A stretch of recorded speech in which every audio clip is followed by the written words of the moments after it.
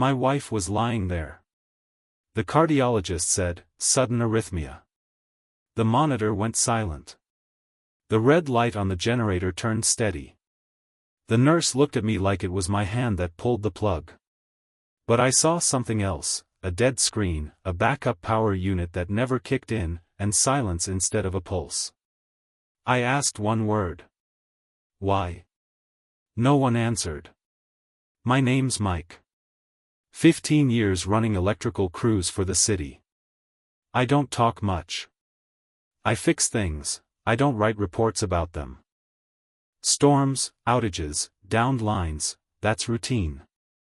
Hospitals have backup systems. They're supposed to work no matter what. That night, when they brought Sarah in, the storm had already hit. 2 feeder lines down. Main substation offline. The hospital switched to its diesel backup. That's how it's supposed to go. But 5 minutes later, the backup froze. Not a clean shutdown, it just hung mid-transfer. I was nearby. I saw the lights flicker, then die. I heard the monitors go quiet. I watched the doctors run. Counted seconds. Afterward, nobody looked me in the eye. The doctor shrugged. The administrator said, "We did everything we could." I turned toward the corridor, and there it was, a brand new transfer switch with a glossy logo from a contractor I knew too well. I didn't cry. Didn't yell. I went home, grabbed my tools, gloves, flashlight. The next morning, I showed up at the hospital in my city uniform. I still had clearance for municipal systems. Nobody stopped me. The guard nodded like I belonged there. The administrator tried to sound casual. "Everything's stable now," he said. I didn't answer. I headed for the basement. The control cabinet was new, clean panel, automatic switch, digital controller. Budget gear, but still legal for hospitals if installed right. I opened the cover. Checked the board, serial number, batch code, installed 3 months ago. Looked fine. Then I moved to the contactors. One had a melted edge, another had a replaced bolt. I pushed on a small cluster of terminal screws. One moved under my glove. Loose. A sync line. L2, sync. If that wire loses contact during transfer, the controller freezes mid-cycle. Exactly what happened that night. I took a photo. Then another of the sticker, contractor's logo, purchase receipt, quick install program. Signed by their site foreman. I didn't say a word. Back home, I made 3 calls. Procurement office. State Health Department. An independent engineer I trusted. All 3 said the same thing: "We'll need documents." The documents were locked in hospital and contractor archives. A week later, my supervisor called me in. On his desk, a folder. Inside, a complaint from the hospital: unauthorized interference with electrical equipment, safety violation, obstruction of hospital staff. He didn't look at me. Just said, "I get it. But you can't do that." They pulled my access to hospital systems and reassigned me to standard outages. I didn't argue. I signed the notice, took my copy, and left. To them, it looked like they'd shut me down. They hadn't. That night, I went online. City procurement site. Found the bid for hospital backup power modernization. Contractor, Gridwell Solutions. Small company. 3 years old. 8 city contracts. Prices always 20% under the competition. Documents looked clean, certifications, compliance sheets, signed by testing labs. I recognized one of those labs, legitimate. The other? Fake. Just a postal box. I wrote down serial numbers, filed a data request to the real lab. They called back: "We've never certified that model. File an official complaint." I did. At work, people whispered. Mike's still chasing ghosts. I didn't care. At home, I started a spreadsheet, dates, prices, serial numbers, shipment codes. The pattern was there. Then I drove out to Gridwell's office, small warehouse near the interstate. Inside, a secretary, 2 desks, shelves of boxes. Chinese parts, labeled for industrial systems, not for hospitals. The difference? Industrial units freeze on fault. Medical-grade units fail safe. I asked for a product catalog. She gave me a photocopy. I thanked her and left. That catalog was all I needed to confirm it. The controller installed in the hospital wasn't medical grade. It never should have been there. A few days later, I got lucky. On a local tech forum, a field electrician posted. Anyone worked with Gridwell? They're shipping us equivalent controllers with new stickers. Looks sketchy. I messaged him. We met at a diner near the depot. He showed me a photo, a circuit board with its laser marking scraped off and replaced by a sticker. Same serial batch as the one I found at the hospital. I slid $50 across the table. He pushed it back. I don't want money, he said. I just want my license next year. I left him my card anyway. Then I filed a public records request for all emails between the hospital and the contractor. 10 days later, I got 3 PDFs, bid proposal, correspondence, approval notes. One comment stood out, from the hospital administrator. Consider cost saving by using equivalents. Must stay within budget. Run it through me. I highlighted that line. Then I scanned the fake certification stamps. 2 days later, I was called to a review committee. Hospital security, Gridwell's rep, city lawyer. They talked clean. Corporate. The cause of death was medical, the lawyer said. The power drop was brief and non-contributory. I placed 2 photos on the table, the L2 SWNC terminal, and the controller's serial plate with the fake certificate number.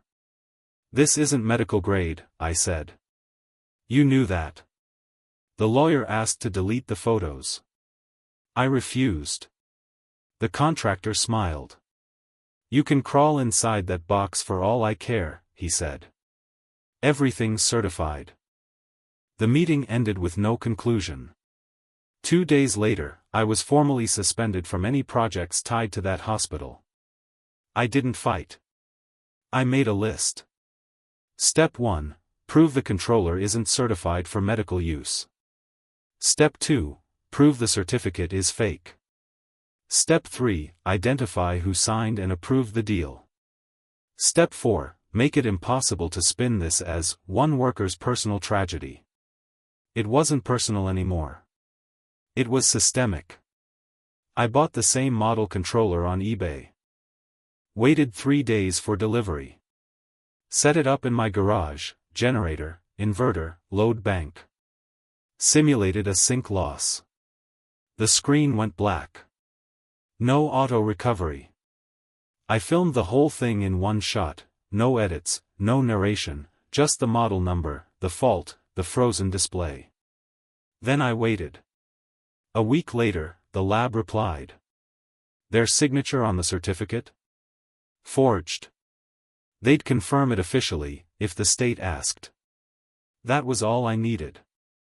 I found the hospital's insurance provider, they always have their own auditors. I sent an anonymous report, city electrical engineer, witness to backup system failure. Attached, documentation, serials, independent test video. For a week, silence.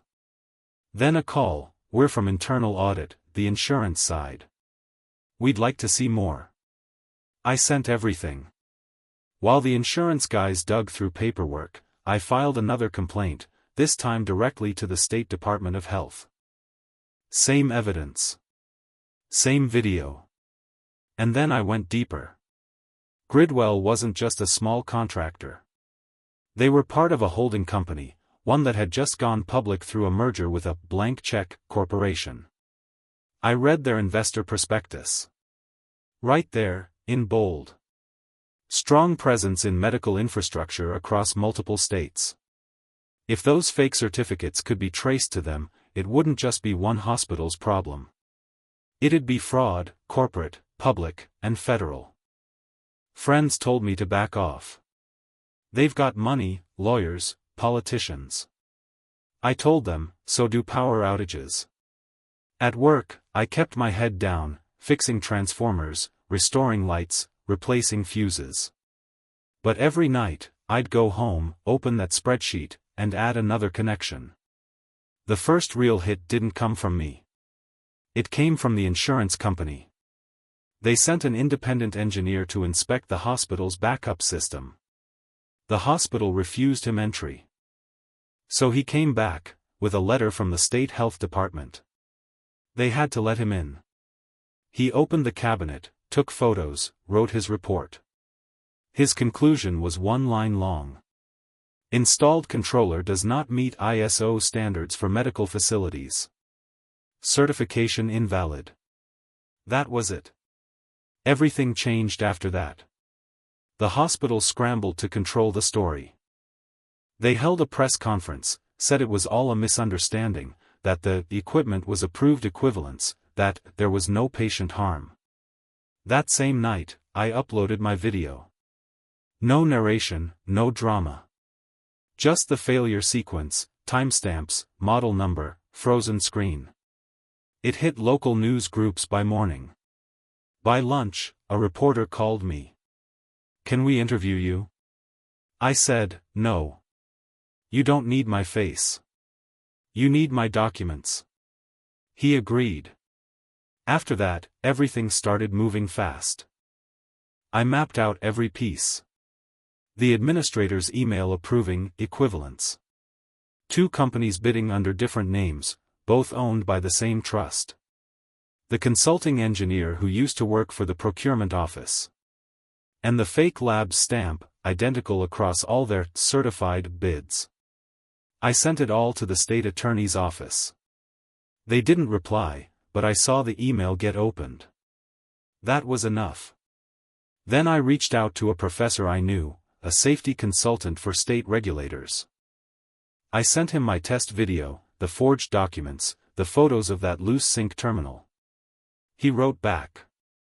"This is sufficient to initiate a formal review." I didn't celebrate. I just waited. Then the pushback came. A letter from Gridwell's attorney. Cease and desist. Stop distributing false information or face legal action. I folded it neatly and put it on a shelf. I didn't post online. I didn't rant. I just filed more. Meanwhile, the insurance company doubled the hospital's premiums and issued a warning: future violations might void coverage. That hit hard. Within a week, the hospital requested an emergency inspection of every electrical system. And that's when the real numbers surfaced. Cheap cables, no surge protection, non-medical outlets, downgraded stabilizers. Everything labeled as approved equivalence. The cost savings on paper, a few thousand. The risk? Human life. Then the state inspectors arrived. I handed them everything: the flash drive, the correspondence, the serial logs, the manufacturer catalogs, the investor slides, the photo of that melted terminal. They thanked me and left. 2 days later, a regulatory raid hit Gridwell's warehouse. Their license was suspended pending investigation. Their stock price dropped overnight. The holding company announced an internal audit. But that wasn't enough. For me, justice wasn't about headlines, it was about accountability. I wanted the person who signed off on those parts to face it. That person was Lawson, the hospital's deputy administrator. He'd signed the approved equivalence memo. He'd stood before the board and said the upgrades met all standards. I found that meeting online, public video archive. There he was, presenting slides stamped with the fake lab seal. I clipped the footage, clean, no edits, no commentary, just timestamps and the slides visible. Then I sent it to the reporter. He said he'd use it at the next hospital board meeting. The day came. Cameras, microphones, press. The reporter stood up and asked, "Mr. Lawson, is this your presentation? And can you confirm the certification was valid at the time?" Lawson nodded. Then, mid-meeting, someone handed him a paper. The state health department had officially declared the certificate fraudulent. He froze. Said, "I'll need to consult my attorney," and shut off his mic. That clip ran on the evening news. I wasn't done. That night, I wrote one final email, calm, factual, short. Subject, timeline of events and responsible parties. Recipients, City Council, Hospital Board, Insurance, Attorney General, Auditors. Body. Date and time of power failure. Cause, controller freeze due to L2S1C terminal fault. Photos of the unit, serials, lab correspondence. Bid documents with Lawson's approval. Video evidence. Closing line. This system was built to make cost-cutting look compliant. The result was risk to human life. Please act accordingly. I didn't mention Sarah's name. This wasn't about us anymore. It was about how people hide behind paperwork until someone holds it up to the light. 2 weeks later, everything cracked open. Lawson was suspended. Gridwell's CEO resigned. State prosecutors announced a preliminary investigation. The holding company's shares tanked. And those shiny trucks outside the Gridwell warehouse? They weren't delivering, they were hauling equipment out. They were cleaning up. But too late. A public filing appeared online. State enforcement notice, documentation and inventory seizure order. That's when I knew the machine had started turning, and this time, in the right direction. At work, nobody mentioned it. Nobody shook my hand. Didn't matter. I just kept fixing lines, climbing poles, tightening bolts. When I came home at night, I'd sit on the porch, listen to the neighbor's dog bark at nothing, and think about how quiet justice sounds when it's real. One evening, an envelope came in the mail, no return address. Inside, a copy of the Department of Health's final report. Conclusion. The hospital must replace all non-certified equipment. Gridwell fined and banned from state contracts for 5 years. A new patient safety fund established, financed by penalties. And a scholarship created, unnamed, for engineers working on critical infrastructure. No names. No thanks. Just a line item in a document. Exactly how it should be. My boss called me in the next morning.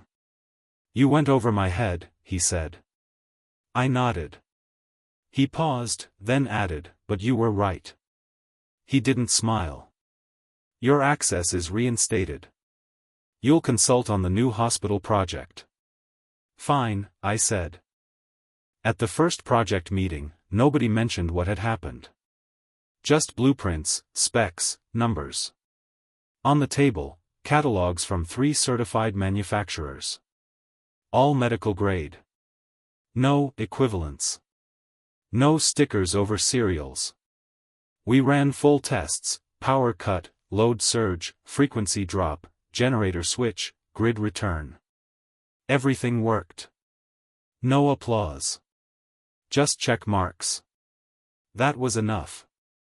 The final blow didn't come with handcuffs or headlines. It came with a press release. The holding company admitted to errors in compliance. They agreed to pay fines, withdraw from the medical sector, and restructure leadership. Their stock cratered overnight. Lawson resigned quietly.